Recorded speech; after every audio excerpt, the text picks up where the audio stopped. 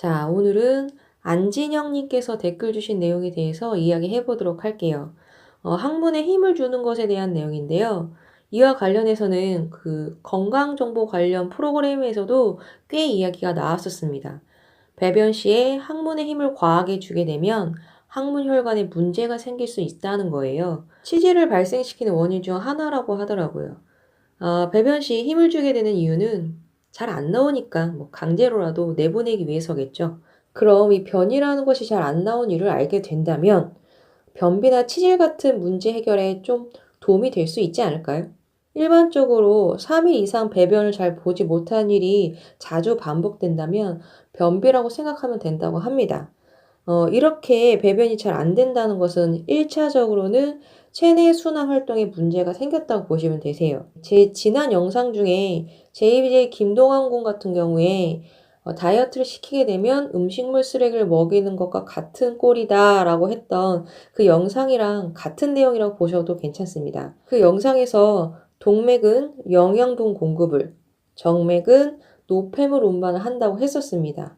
자, 동맥이 신선한 영양분을 공급하지 못한다면 신체 활동에 필요한 에너지 공급이 되지 않는다는 것이기 때문에 정맥은 노폐물을 운반시킬 수가 없게 됩니다. 너무 배가 고파서 죽을 것 같으면 쓰레기통이라도 뒤지게 되는 것, 혹은 너무 극한의 상황에 처하게 됐을 때 배설물로라도 버티는 것과 같은 현상이라고 보시면 될 것 같아요. 결과적으로 내 눈에 보이지는 않지만 원래는 배설되어야 하는 노폐물 쥐어짜서 먹고 마시고 있는 게 되겠죠. 이래서 무작정 굶어서 살을 빼는 거는 몸에 별로 좋지 않다고 하는 겁니다. 아무래도 이미 부패가 시작된 음식물 쓰레기에서 영양분을 빼쓰다 보니까 피부에 생기도 없고 늘어지고 칙칙해진다고 보셔도 됩니다. 그리고 계속 쥐어 짜다 보면은 수분이 남아날 리가 없으니까 바짝바짝 마르게 되겠죠. 변이 딱딱해진 이유라고 보셔도 될 것 같아요. 손에 밀가루 반죽을 들고 꽉 쥔다고 생각해 보시면 돼요. 찰진 반죽과 바짝 마른 것 중에 어느 게 더 손 사이사이를 잘 빠져나가는지, 이건 상상에 맡기도록 할게요. 자, 그럼 영양분 공급은 아주 잘 되는데 배설이 안 되는 경우라면 배출은 못하고 계속 쌓이기만 할 테니까 살이 많이 찌겠죠. 영양분 공급이 충분하니까 노폐물에서 양분을 뺐을 필요는 없을 거예요. 하지만 노폐물이 빠져나가지 못하고 있으니까 그 노폐물들은 체내 내에서 썩어가겠죠. 아무리 신선하고 좋은 음식을 섭취한다 치더라도 체내에 들어오게 되면 이 썩어가고 있는 노폐물들과 섞일 수 있겠죠. 어찌됐든 배출구에 문제가 없다면 배설은 어느 정도는 될 겁니다. 그럼 이제 우리는 배출구에 대해서 알아야겠네요. 항문으로 연결되는 장기의 이름은 직장입니다. 위치적으로 보나 형태적으로 보나 소장, 대장에 비하면 짧다고 하기도 민망할 정도로 짧지요. 직장으로 들어선 순간 문만 열리며 바로 배출해버리겠다는 거죠. 이것만 봐도 배변 시 근력이 필요하다 보기는 어렵다고 보입니다. 그런데 왜 문을 열어도 내보낼 수가 없는 걸까요? 본인의 엉덩이 골 사이를 손으로 눌러보세요. 그럼 뼈가 닿을 거예요. 그 뼈를 따라서 쭉 내려가 보세요. 뼈가 끝나는 지점 바로 밑에 쪽에 아마 항문이 있을 겁니다. 직장은 꼬리뼈의 골격을 따라 내려온다는 거죠. 그런데 이 꼬리뼈는 골반의 변형이 청골에 미치든 청골의 변형이 골반에 미치든 청골이 변하게 되면은 꼬리뼈는 청골의 변형에 따라가게 돼 있습니다. 그렇다면 항문으로 연결되는 직장에도 어떤 문제를 일으킬 수 있지 않을까요? 그래서 저는 골격의 변형이 근육에 영향을 미치게 되면서 배변 활동을 원활하지 못하게 하는 가장 큰 원인이 된다고 생각을 합니다. 제가 지지난번에 올린 영상이네요.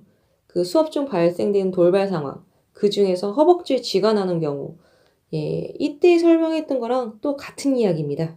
뒷벅지에 부착되어 있는 햄스트링이라는 근육이 수축하게 되면은 엉덩이 밑에 쪽에서 수축이 일어나게 되고 그 위를 덮고 있는 대둔근이라는 엉덩이를 전체적으로 다 덮고 있어요, 얘가. 그 아이도 같이 수축되게 된다는 거죠. 그런데 항문의 위치가 이 대둔근과 대둔근 사이 약간 안쪽 깊숙하게 위치하고 있어요. 그런데 대둔근이 끌려 내려오게 되면 항문을 덮지 않을까요? 자, 덮고 있지 않다 하더라도 뒷벅지가 굳으면서 엉덩이도 같이 굳어져 버리면은 항문도 같이 굳겠죠. 뭐 직장이라고 뭐 뾰족한 수가 있을까요? 엉덩이가 바짝 긴장해서 수축돼 있고 항문도 바짝 긴장해서 단단해져 있는데 그 영향을 직장이 받지 않을 리가 없습니다. 활동력이 떨어지겠죠. 다른 건 몰라도 최소한 엉덩이랑 뒷벅지 윗부분의 긴장만 풀어줘도 직장과 항문의 긴장성도 꽤 많이 풀릴 거란 이야기입니다.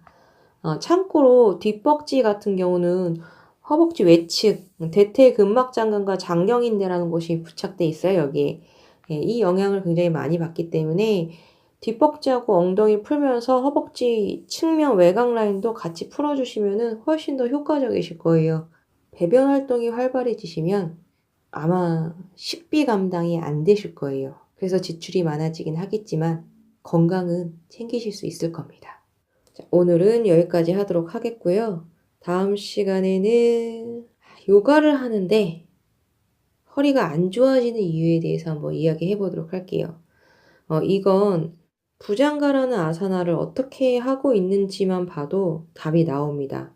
이 아사나를 어떻게 배우고 있으시냐에 따라서 돈과 시간을 투자해서 스스로 건강을 해치고 있을 수도 있다는 뭐 그런 내용의 영상이 될 수도 있을 것 같네요.